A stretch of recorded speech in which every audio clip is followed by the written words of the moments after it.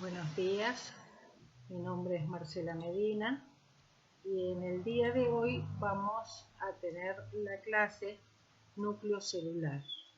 Esta clase ha sido dividida en parte 1 y parte 2 para que pueda entrar en el aula virtual.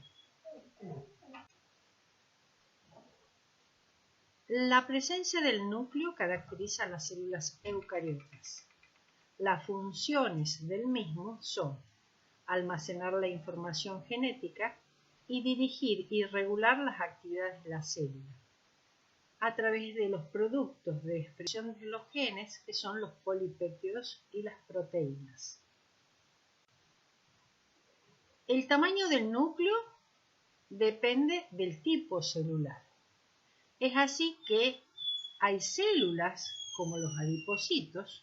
Acá en esta diapositiva, en esta parte de la diapositiva, que es una foto tomada con la microscopía óptica, se observan a los núcleos como puntuaciones oscuras. Acá lo muestro con el láser. Acá se ve el núcleo en un adipocito hecho en un esquema. Los núcleos de estas células son muy pequeños. En cambio, en los linfocitos, que son células de la línea blanca, sus núcleos son muy voluminosos, ocupan casi la totalidad del volumen celular. En cambio, hay otras células, como en el caso de células vegetales, específicamente la del parénquima, donde sus núcleos son de tamaños intermedios entre los adipocitos y los linfocitos, al igual que en el caso de las neuronas. La forma del núcleo también depende de la forma de la célula. Hay células aplanadas, como son las células de la mucosa bucal, donde los núcleos tienen formas discoidales. Las células cilíndricas, por ejemplo, son las que encontramos formando un epitelio o formando parte del epitelio intestinal, son células cilíndricas y sus núcleos son elípticos. En cambio, las células esféricas o cúbicas, su núcleo es esférico. Acá tenemos solamente enfocados en estas 4 fotografías, solamente el núcleo de las células. Y en estas fotografías, que se ven en distintas tonalidades de grises, han sido tomadas con el microscopio electrónico de transmisión.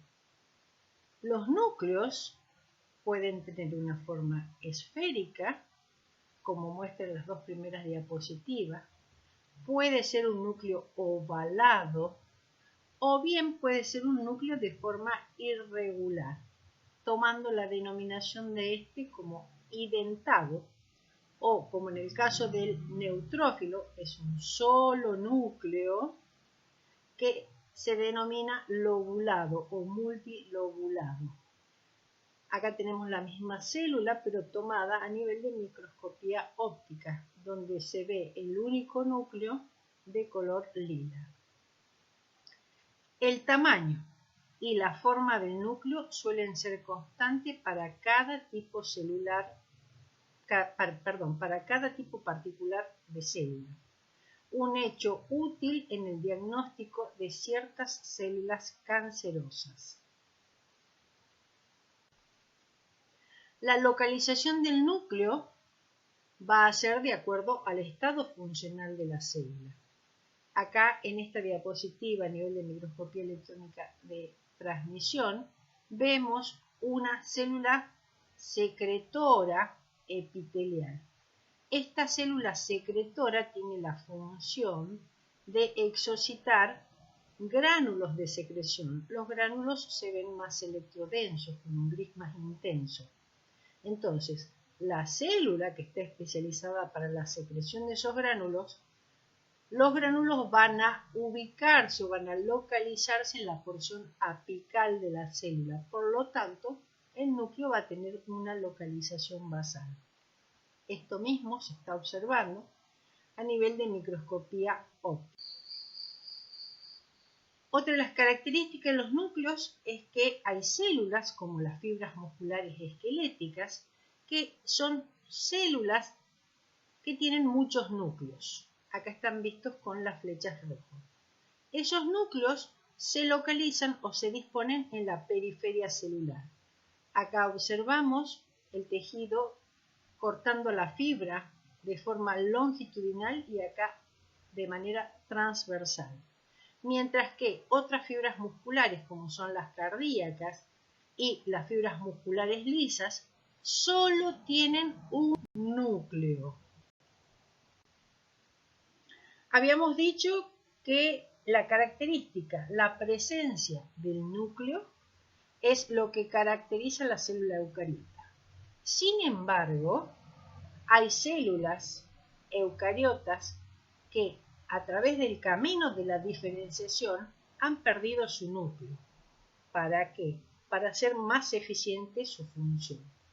Es el caso, por ejemplo, del miembro del tubo criboso. Es esta célula, este es un miembro del tubo criboso, esta es otra célula, otro miembro del tubo criboso. Esto mismo que vemos en esquema se ve a nivel de microscopía electrónica de transmisión. Estas células tienen la función del transporte de soluto en el vegetal. Entonces, a través de estas cribas o perforaciones es donde va a pasar el soluto de una célula a la siguiente.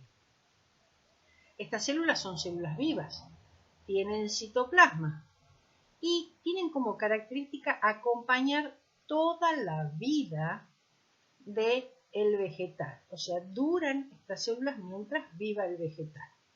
Entonces, ustedes me pueden decir, entonces, ¿cómo hace una célula para vivir todo ese periodo no teniendo núcleo? Y lo hace a través de una célula, que acá se la ve en el esquema y acá en la fotografía de microscopía, por una célula que se llama célula acompañante. Esta célula acompañante es la que tiene el núcleo y esta célula acompañante es la que va a dirigir la vida del miembro del tubo criboso. Otras células que no tienen núcleo son los glóbulos rojos. Los glóbulos rojos en mamíferos, excepto los camélidos. Ellos también han perdido su núcleo en el camino de la diferenciación para hacer más eficiente su función, que es el transporte de gases, oxígeno y dióxido de carbono. Y por lo tanto, como no tienen núcleo, solo van a vivir 120 días, en el caso de los humanos. En cambio, hay otros glóbulos rojos, como en el caso de los anfibios, que sí tienen núcleos y se los puede observar de un color azulado, al igual que el de peces, reptiles y aves. Ahora bien, vamos a entrar a estudiar cada uno de los componentes del núcleo. Acá lo tenemos en un esquema y acá hay una fotografía de microscopía electrónica de transmisión. Encontramos la envoltura nuclear, esta envoltura nuclear que se interrumpe a nivel de los poros nucleares. Soportando esta envoltura nuclear tenemos la lámina nuclear, uno de los componentes que se distinguen con mayor facilidad es el nucleolo, y además tenemos la cromatina y la matriz nuclear. En la fotografía se evidencia muy bien el nucleolo, la envoltura nuclear, la matriz nuclear y la cromatina. La envoltura nuclear mantiene separado dos compartimentos, el compartimento nuclear y el compartimento citoplasmático. De esta manera, los procesos metabólicos que ocurren en ambos compartimentos van a hacer que ocurran de una manera eficiente, o sea, solamente la duplicación del ADN va a realizarse en el núcleo, mientras que la traducción, por ejemplo, se va a realizar en el citoplasma. Hemos hablado de envoltura nuclear. envoltura nuclear que está formada por dos membranas. Se llama envoltura porque está formada por dos membranas, la membrana nuclear externa y la membrana nuclear interna. Entre ambas membranas existe un espacio que se llama espacio intermembrana. Esta envoltura nuclear pertenece al sistema de endomembrana, temas que estudiaremos posterior. Entonces, acá vemos la envoltura nuclear, que está formada por la membrana nuclear interna, la membrana nuclear externa, y vemos cómo el espacio intermembrana se continúa con la luz del retículo endoplasmático, que se lo observa muy bien en este esquema.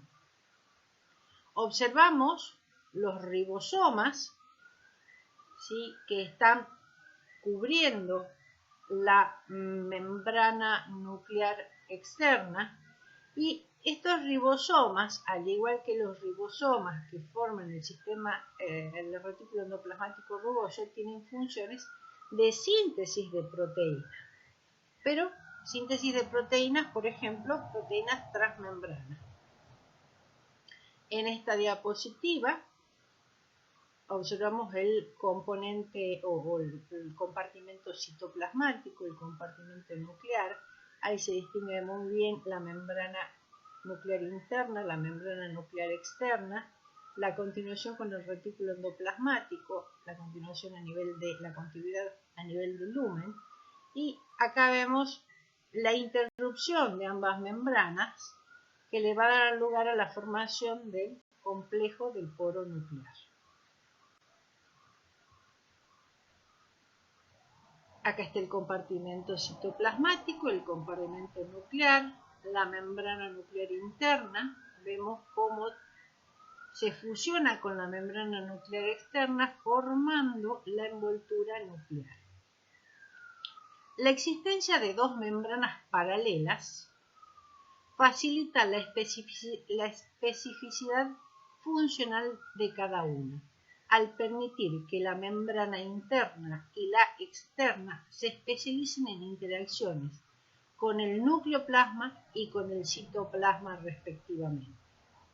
La membrana nuclear interna tiene proteínas integrales únicas que actúan de manera directa o a través de otras proteínas de la matriz nuclear como sitio de unión para la cromatina y para la envoltura, la lámina nuclear, que lo vamos a estudiar en breve.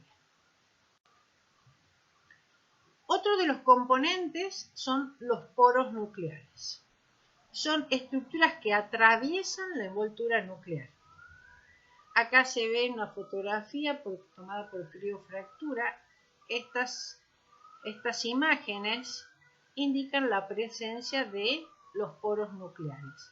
Y esta es una fotografía a nivel de microscopía electrónica de transmisión, donde se ve el poro nuclear perfectamente. Acá se ve la cantidad de poros nucleares presentes en esta membrana, en esta envoltura nuclear.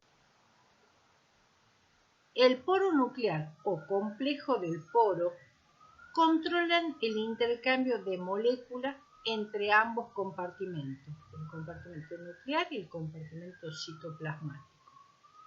Acá se observa la presencia de estos poros nucleares, 1 y 2 poros nucleares. A nivel de esquema vemos cómo la membrana nuclear externa y la membrana nuclear interna se fusionan a nivel de los poros nucleares.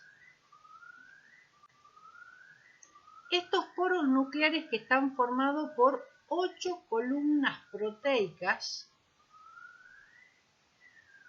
que en conjunción se denominan nucleoporinas. Son más de 50 proteínas diferentes las que lo forman, pero en general le llamamos nucleoporinas. Está formado por 3 anillos: un anillo citoplasmático, un anillo radial y un anillo anular. Hacia la porción citoplasmática y desde el anillo citoplasmático emergen filamentos citoplasmáticos. Y mirando hacia el núcleo y desde el anillo nuclear se va a formar una cestilla nuclear que va a poder tomar contacto con el núcleo. Algo importante a destacar es la presencia de un tapón central. Este tapón central actúa de diafragma. Ese diafragma que a través de diferentes movimientos de dilatación y contracción es el que va a permitir que se transporten moléculas desde el citoplasma al núcleo y viceversa.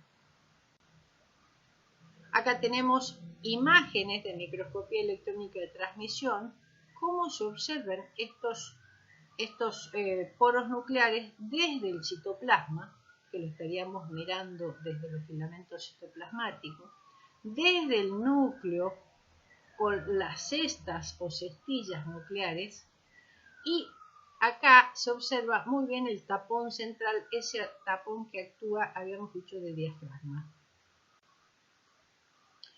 Acá les quiero mostrar un experimento que se realizó para verificar el transporte de partículas, en este caso desde el citoplasma al núcleo. Para esto se usaron ovocitos de anfibio, de una especie que se denomina Xenopus.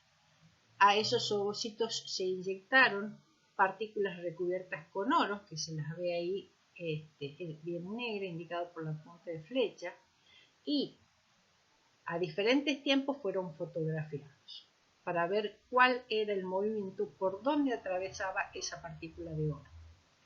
Entonces, en un primer momento se lo ve en la cercanía de la envoltura nuclear, en un segundo momento atravesando el complejo del poro y en el tercer momento ya en el núcleo.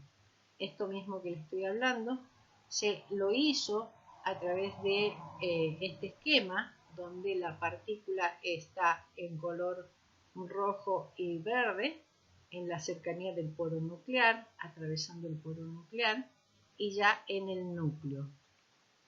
Entonces, el único lugar por donde podía atravesar esta partícula recubierta de oro era por el poro nuclear. Entonces, el complejo del poro nuclear está presente en la mayoría de los núcleos de células eucariotas. Su densidad está relacionada con la actividad nuclear, específicamente con la actividad transcripcional. Es responsable de la regulación de los flujos de salida desde el núcleo de los ARN, de las subunidades ribosómicas y de proteínas, y la entrada al núcleo de proteínas nucleares, hormonas y factores de transcripción. Entonces, ¿qué es lo que puede entrar y salir y mediante qué transporte realiza? Tenemos un transporte pasivo, una difusión pasiva de iones y moléculas pequeñas de menor que 40 kilodalton. Y moléculas más grandes, por ejemplo proteínas, lo van a realizar por un transporte dependiente de energía. Entonces, estas moléculas van a ser transportadas desde el núcleo al citoplasma o desde el citoplasma al núcleo, pero va a ser un transporte con gasto de energía. Entonces, habíamos dicho que el poro actúa como un diafragma, pero este diafragma tiene que estar controlado, es una apertura controlada. Y uno de los controles de qué dirección va a tener la molécula lo van a hacer las esportinas o las importinas. recuerden algo, siempre para hablar de exportación o importación nos vamos a parar en el núcleo. Entonces, si hablamos de exportina, es salida desde el núcleo, y si hablamos importina, entradas al núcleo. Ahora, esas van a ser las moléculas que van a transportar lo que debe llegar o salir del núcleo. Ahora, para que ellas puedan transportar, van a ser reguladas por otras moléculas que se denominan RAM. Es una familia de proteínas y esta familia de proteínas RAM van a estar unidas a GTP o a GDP. Nosotros tenemos, esta es la envoltura nuclear, estos son los poros nucleares. Entonces, vamos a ver que existe una transformación cíclica de la RAM que es regulada por dos proteínas y va a generar un gradiente RAM GTP o RAM GDP a ambos lados de la envoltura nuclear.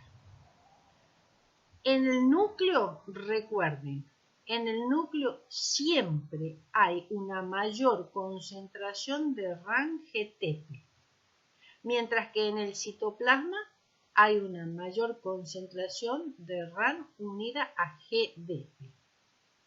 Entonces, en el núcleo, el RAM GDP va a pasar a RAM GTP, porque va a haber un factor de intercambio de guanina. Mientras que en el citoplasma va a ser a la inversa.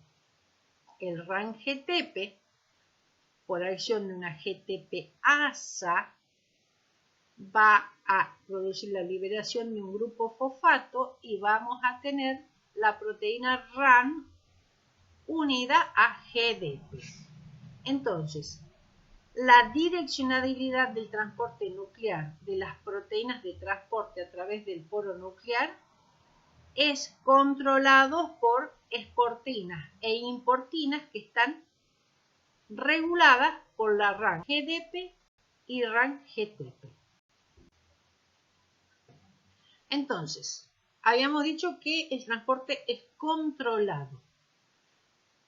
Vamos a ver primero importación de una proteína a través del poro nuclear. Si habíamos dicho que nos parábamos en el núcleo, importación. Entonces el transporte va a ser citoplasma-núcleo.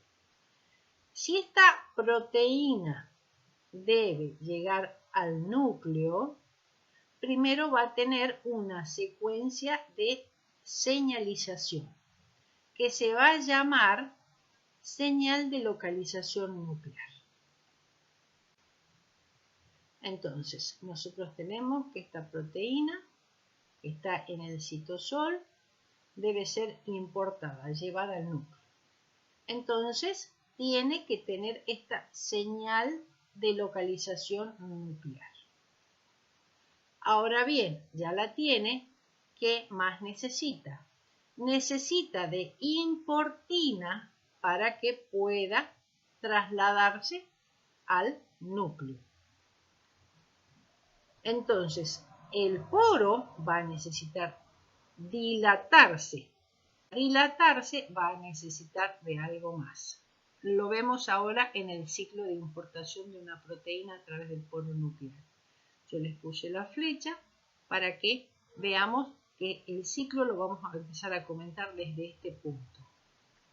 Entonces tenemos una proteína que tiene localización nuclear, ya tiene marcada con un grupo de aminoácidos que tienen una señal de localización nuclear. A ese nivel se va a unir la importina. Y además se va a unir la RAM GDP. Entonces, todo el complejo va a atravesar el poro nuclear y cuando llegue al núcleo va a haber un factor de intercambio de guanina que la RAM GDP va a pasar a RAN GTP. Esta adición del grupo fosfato va a permitir que se produzca la disociación de todo el complejo, de tal manera que la proteína ya va a quedar libre en el núcleo y la RAN GTP va a migrar con la importina a través del poro nuclear de vuelta al citoplasma. Acá va a haber una RAN GTPasa que va a producir la liberación del grupo fosfato, dejando libre a la importina y la RAN va a quedar RAN GDP. Recuerden que esto ocurrió gracias que hay una mayor concentración de RAN GTP en el núcleo y lo va a dar este factor de intercambio de guanina. Vamos a la inversa, vamos a hacer una exportación de proteína a través del poro nuclear. Entonces, nosotros, ¿qué tenemos que tener? Esta proteína va a ser la que va a ser exportada. Necesitamos también una señal de exportación nuclear a la cual se va a unir, ¿quién? Una exportina y se va a unir una RAN GTP. ¿Ven? Están los tres grupos fosfato. Entonces nos ubicamos acá, donde está la flecha. Tenemos la proteína que va a ser exportada, una señal de exportación nuclear, se va a unir una exportina a nivel de la señal de exportación nuclear y una RAN GTP. Acá tenemos todo el complejo, va a atravesar el poro nuclear y cuando esté en el citoplasma va a haber una RAN GTPasa que va a producir la disociación de todos sus componentes. Inmediatamente la exportina va a volver a ser internalizada al núcleo para hacer un nuevo ciclo. Entonces, ¿qué podemos decir? La RAN es una proteína de unión al GTP y también al GDP. Va a regular el transporte núcleo-citoplasmático y viceversa. RAN puede estar unida a GTP y a GDP. El paso de un estado a otro es mediado por otras enzimas. Son responsables de crear un gradiente que dirige el transporte. Habíamos dicho nosotros que en el núcleo es mayor la concentración de RAN GTP. Por lo tanto, en el núcleo hay enzimas que estimulan el intercambio de GDP a GTP, mientras que en el citoplasma es mayor la concentración de RAN GDP. Por lo tanto, en el citoplasma hay enzimas que hidrolizan el GTP a GDP.